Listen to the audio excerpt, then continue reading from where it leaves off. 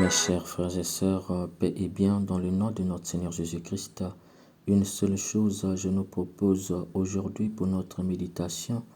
Ta manière de servir vaut plus que ce que tu sers. Dans l'évangile, Saint Jean nous dit, après avoir lavé les pieds de ses disciples, Jésus parla ainsi. Amen, amen, je vous l'ai dit, le serviteur n'est pas plus grand que son maître, le messager n'est pas plus grand que celui qui l'envoie. Si vous savez cela, heureux êtes-vous pourvu que vous le mettiez en pratique. Dans ce fragment, nous trouvons une unité en double inclusion. Du moins, Saint Jean a employé une unité en double inclusion. Cette unité est centrée autour de la connaissance de Jésus et ses disciples. Ei oidate ego oida, qui vous voit me voit. La double inclusion dans cette unité est d'une part la formule Amen, Amen, l'ego humine, Amen, Amen, je vous le dis. D'autre part, c'est le verbe pempo, envoyer. Ce fait voir le disciple comme lui-même. D'ailleurs, oida que Saint Jean a employé ne signifie pas voir, mais plutôt percevoir, ce qui veut dire aller au-delà du voir. Cette unité est vraie parce que Jésus la soutient en haut par la formule Amen, Amen, je vous l'ai dit. Il faut entendre par là que c'est une parole à prendre au sérieux, d'où il a employé un verbe Amen, Amen. De l'autre côté, cette parole est à prendre au sérieux parce que Jésus la soutient en bas par le verbe pempo qui signifie envoyer. Si l'on doit voir en ses disciples un lui-même, c'est parce que le disciple est envoyé par Jésus lui-même. C'est pourquoi cette unité de voir les disciples comme lui-même est une unité de mission. Les disciples sont incorporés dans la même mission du Christ. C'est grâce à cette incorporation que l'on doit voir en eux Jésus qui les a incorporés dans sa mission. Mes chers frères et sœurs, cette explication que je viens de donner, Saint Jean d'une certaine manière nous l'impose afin de bien interpréter la phrase « Le serviteur n'est pas plus grand que son maître, le messager n'est pas plus grand que celui qui l'envoie ». Car sans cette explication, nous ferons une interprétation erronée. En effet, si les disciples sont incorporés dans la mission de Christ, s'il y a unité d'un côté entre le maître et le disciple, entre le messager et celui qui envoie, de l'autre côté, s'il y a unité de mission, de fait, le disciple doit vivre sa mission de la même façon que le maître l'a vécu. Le messager doit vivre également sa mission de la même manière que celui qui l'a envoyé. S'il est vrai que le maître ou celui qui envoie a vécu sa mission dans le service, le disciple ou le messager doit également vivre sa mission comme le maître ou celui qui envoie dans le service. La question que nous pouvons nous poser est la suivante. Comment le maître ou celui qui envoie a vécu sa mission? Il serait trop facile de dire en lavant les pieds comme Jésus l'a fait. Il est certes vrai que Jésus en lavant les pieds leur montre l'exemple. Cependant, le lavement des pieds n'est pas un modèle de service. C'est une investiture dans la même mission.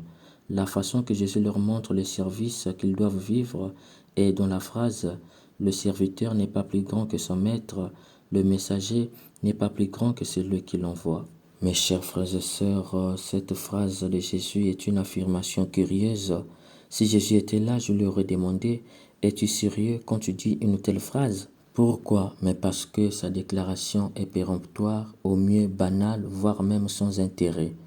Théologiquement, je lui aurais démontré que sa déclaration est fausse, voire pire, sinon dangereuse et même à proscrire. Certainement, vous me direz, Père Emmaüs, tu veux corriger Jésus? Loin de moi cette tentation. Ce que je veux dire est que sa phrase, si on prend cela au premier degré, elle est une phrase dangereuse. Car il y a sans arrêt, et vous y conviendrez avec moi, qu'il y a des disciples qui dépassent leur maître. D'ailleurs, si les disciples ne deviennent pas plus grands que leur maître, l'humanité ne fera que décroître et sombrir dans la médiocrité et la paresse qui est un péché capital. Les disciples doivent impérativement dépasser leur maître et les maîtres doivent non seulement l'accepter, mais le rendre possible. D'ailleurs, Jésus lui-même avait dépassé les maîtres de son temps.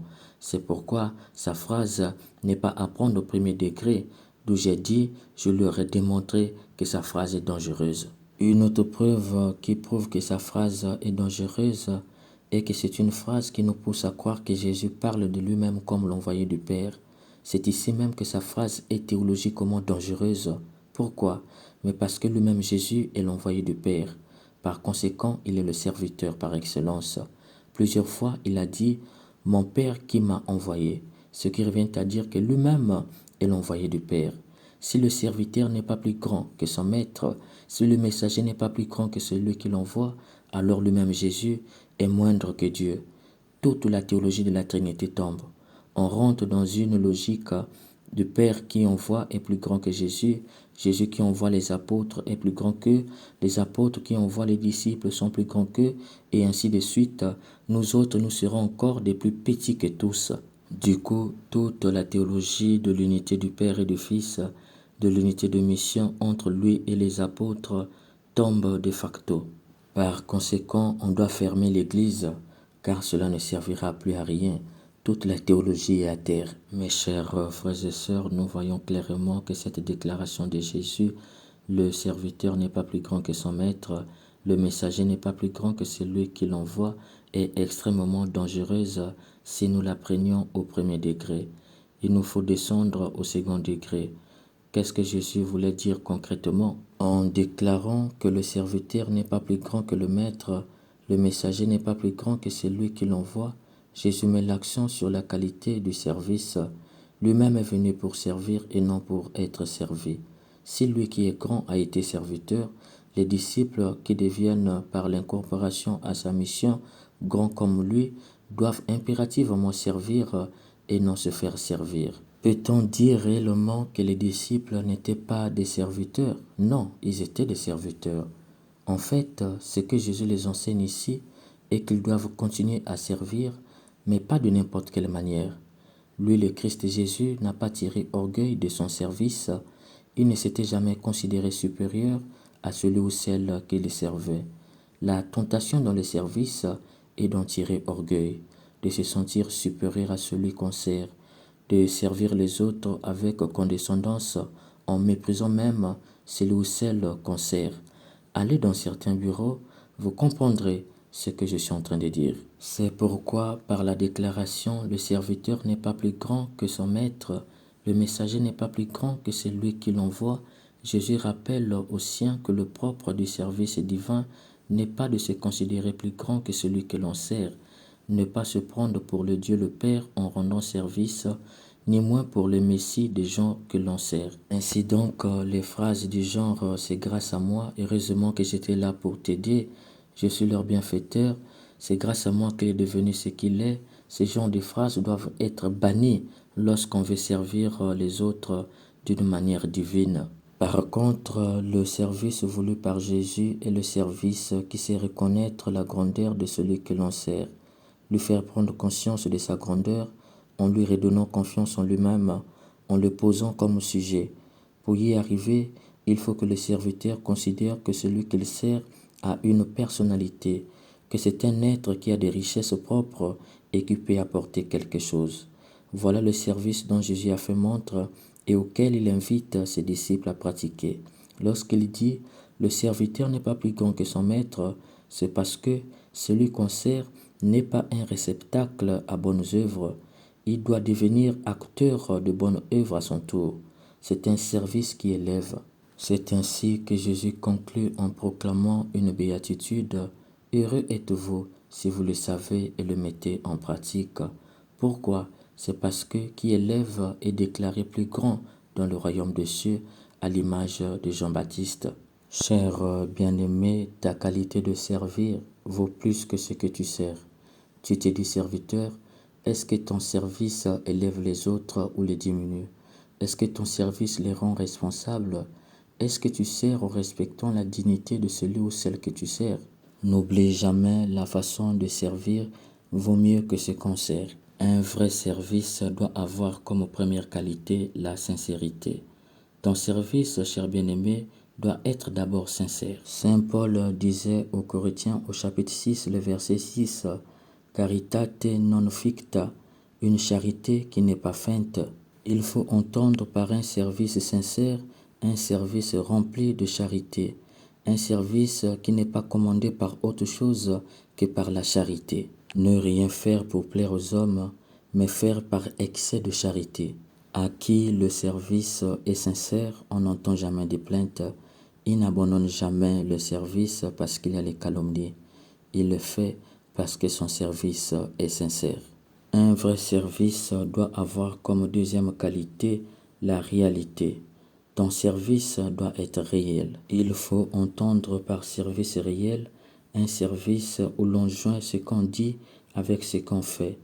On a dit on fera et on le fait. Rappelons-nous ce que Jésus a dit dans Matthieu 7, le verset 21. Ce ne sont pas ceux qui me disent Seigneur, Seigneur qui entreront dans le royaume, mais ceux qui font la volonté de mon Père. Il faut donc comprendre par un service réel, un service où on sait joindre la parole avec les actions. Dire et faire, voilà le service réel. La troisième qualité d'un service est la perfection. Un service doit tendre à être parfait. Il faut comprendre par un service qui doit tendre à être parfait, un service où l'on voit Dieu dans celui qu'on sert. Ce service tire sa source dans Matthieu 25, le malheureux que tu as nourri, le clochard que tu as vêtu, le prisonnier que tu as visité, le pauvre bouc qui était malheureux et que personne n'aimait, que tu as regardé avec amitié, c'est Dieu. Dieu est dans le clochard, dans le fou qui est tenu un peu à l'écart dans sa communauté parce qu'il n'a pas bon caractère, parce qu'il est maladroit. C'est Jésus en rigueur, c'est Dieu en rigueur. Il faut respecter Dieu dans tout service humain, quel qu'il soit. Dans tous les genres de services, il faut voir Dieu. Cela exclut la négligence volontaire. Quand tu sers ton mari, est-ce que tu vois Dieu que tu sers? Quand tu sers ta femme, est-ce que tu vois Dieu que tu sers? Quand tu sers tes enfants, est-ce que tu vois Dieu que tu sers? Voilà le service qui doit tendre à la perfection. Voir Dieu en tout, c'est un service de charité théologale, car la charité est une vertu théologale. Rappelons-nous nos vieux catéchismes. Les vertus théologales sont celles qui nous relient directement à Dieu. En pratiquant ce service qui tend à la perfection grâce à la charité où on voit Dieu partout, tu te rapproches de Dieu, tu es relié à Dieu, tu es directement relié et attaché à Dieu. La quatrième qualité du service est le désintéressement. Un service doit être désintéressé. Il faut entendre par un service désintéressé un service où l'on n'attend rien en récompense. C'est un service où on trouve juste sa joie en voyant l'autre réussir, en voyant l'autre aller de l'avant. C'est un service qui tire sa source dans l'amour de Dieu. Comme disait Boissieu, c'est parce que je suis aimé que je ne puis ne pas vouloir aimer toujours davantage. Il faut comprendre par là, c'est parce que je suis aimé de Dieu que je sers Dieu en servant les autres et je n'attends pas en retour une récompense. C'est un désintéressement absolu. Je n'attends même pas le salut éternel en rendant service aux autres. C'est pour te dire, cher bien-aimé, un service désintéressé est un service de désintéressement absolu.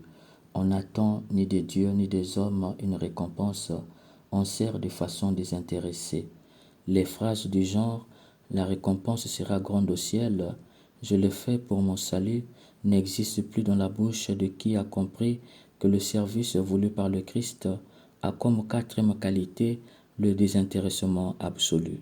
Ce service tire son fondement dans Luc 17, le verset 10, où Jésus dit que nous sommes des serviteurs quelconques. C'est ce quatrième service de désintéressement absolu qui fait passer le serviteur à l'ami. C'est pourquoi Jésus a eu à dire « Je ne vous appelle plus les serviteurs, mais je vous appelle mes amis ». C'est ce service qui fait du serviteur l'ami. Pourquoi? Parce que servir Dieu, c'est lui ressembler. Dès lors qu'on arrive à servir Dieu de façon désintéressée, on est de facto fils avec Jésus, le Fils éternel du Père. On devient homme et pleinement homme. C'est pour te dire, ne reste pas serviteur, cher bien-aimé, mais deviens ami de Jésus. Enfin, la cinquième qualité du service est la fidélité. Un service doit être fidèle, c'est-à-dire ne pas se lasser, ne pas se décourager. Ce service, nous le puisons dans Luc 10, le verset 40 à 42. Marthe, qui avait choisi librement le service du repas, vouloir plaire à Jésus en lui préparant une bonne soupe, tandis que Marie, sa sœur, avait choisi de plaire à Jésus en l'écoutant sagement. Voilà que Marthe s'agite, son service n'est pas fidèle, elle veut abandonner, elle se plaint, elle veut venir écouter les bonnes choses que sa sœur Marie est en train d'écouter. C'est pour te dire, quand tu choisis librement un service, fais le bien et reste fidèle. Les phrases du genre « il n'y a que moi qui fais » n'existent plus dans la bouche de qui a compris que le service doit être fidèle. Puisse l'Esprit Saint nous aide à prendre conscience que la qualité de nos services vaut plus que ce que nous servions. Amen. Comme lui, savoir dresser la table, comme lui, louer le tablier, se lever chaque jour et servir par amour, comme lui, offrir le pain de sa présence aux gens qui ont faim d'être aimés, être pour eux des signes d'espérance.